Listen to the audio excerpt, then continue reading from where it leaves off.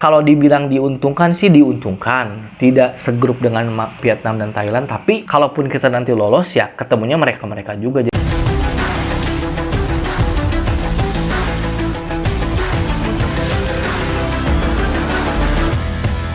Halo semuanya, kembali lagi bersama saya di Ulasan Bola. Di channel ini saya akan mengulas apapun tentang sepak bola. Kali ini saya akan mengulas tentang perjalanan tim sepak bola Timnas Indonesia ke SEA Games 2023 ya teman-teman. Ya, kita tergabung dengan grup yang cukup berat lah, meskipun tidak seberat grup sebelah ya teman-teman. Kita tergabung dengan tuan rumah Kamboja, dengan Timor Leste, Myanmar, dan Filipina. Di pertandingan pertama kita menang 3-0 lawan Filipina, meskipun masih banyak catatan ya teman-teman. Di babak pertama terutama kita masih sering salah passing, kita masih gugup, secara visi permainan belum terlihat, sedikit sekali menciptakan peluang. Itu merupakan catatan-catatan di pertandingan pertama, khususnya di babak pertama. Di babak kedua mulai membaik, ada pergantian yang bagus yang saya amati ya teman-teman. Terutama siapa tuh? Pajar ya. Pajar itu bagus banget ya. Salah satu pemain yang bagus, bermain bagus. Setelah gol pertama Marcelino, tidak ada peluang yang cukup berarti, dan di akhir pertandingan, di akhir babak kedua, mereka menciptakan 2 gol dan hasilnya cukup bagus 3-0, tapi banyak catatan. Nah, kenapa saya melihat meskipun kita tidak tergabung dengan Malaysia, dengan Vietnam dan Thailand, kita belum tentu aman, karena begini teman-teman. Ketika kita lolos ke fase grup, lawan-lawan kita, calon lawan kita, ya mereka-mereka juga, Vietnam atau Thailand. Jadi sebetulnya dengan kita tidak segrup dengan mereka pun bukan sebuah keuntungan, karena kan target kita emas. Masyarakat Indonesia sangat merindukan emas SEA Games kan, sepak bola SEA Games kan. Terakhir kita juara tahun 1991. Ketika itu zamannya Robby Darwish kalau nggak salah ya teman-teman. Nah, sejak saat itu kita selalu gagal. Di 2 edisi 2011 dan 2013 kita kalah, selalu kalah gitu kan teman-teman. 2011 kita kalah sama Malaysia ya teman-teman. Jadi kita sangat merindukan emas SEA Games. Nah, dan mungkin ini adalah saatnya. Kenapa teman-teman ini saatnya?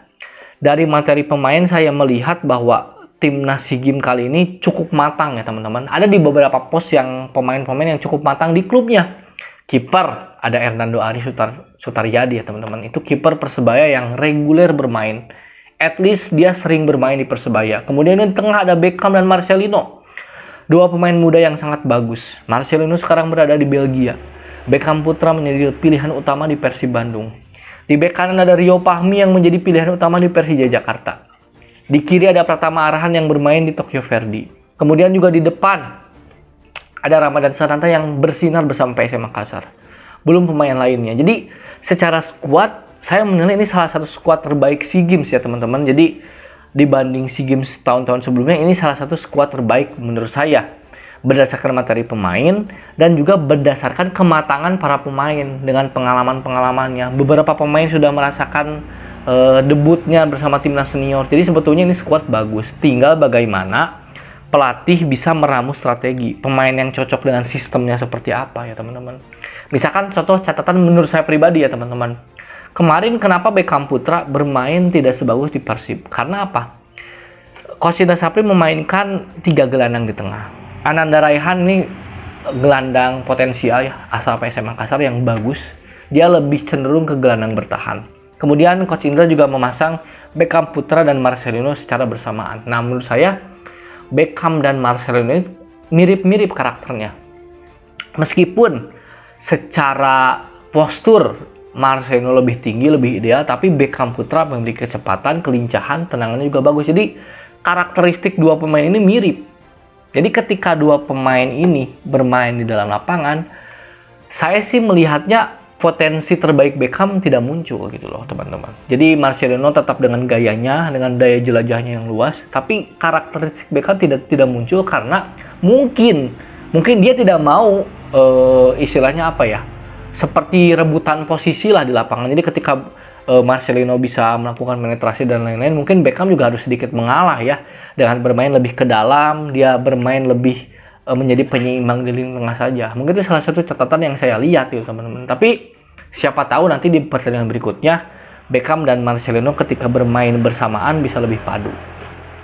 Lalu selanjutnya ada Kamboja yang Menurut saya ini sejak ditangani oleh Keisuke Honda sangat bertransformasi jauh.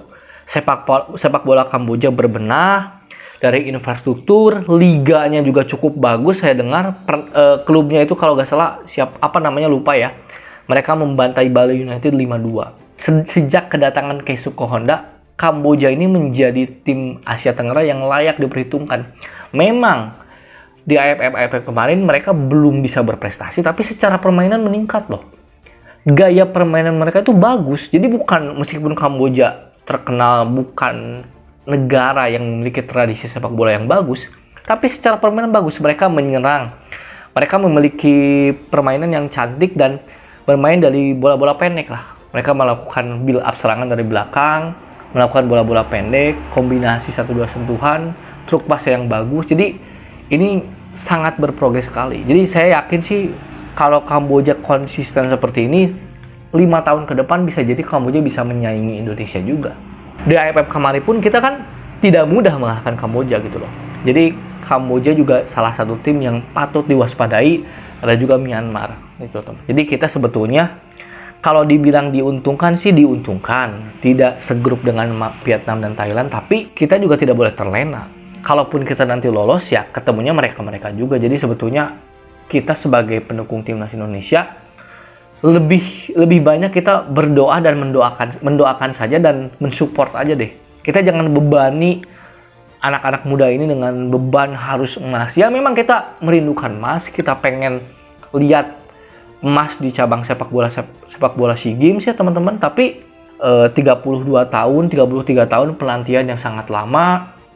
Dan ini mungkin momentum yang tepat, momentum yang pas dengan materi pemain yang bagus, dengan pelatih yang bagus juga. Mudah-mudahan tahun ini kita bisa membawa emas dari cabang olahraga sepak bola gitu teman-teman. Kita sebagai supporter timnas Indonesia hanya bisa mensupport, berdoa. Ya, itu saja mungkin teman-teman untuk konten kali ini dan salam olahraga.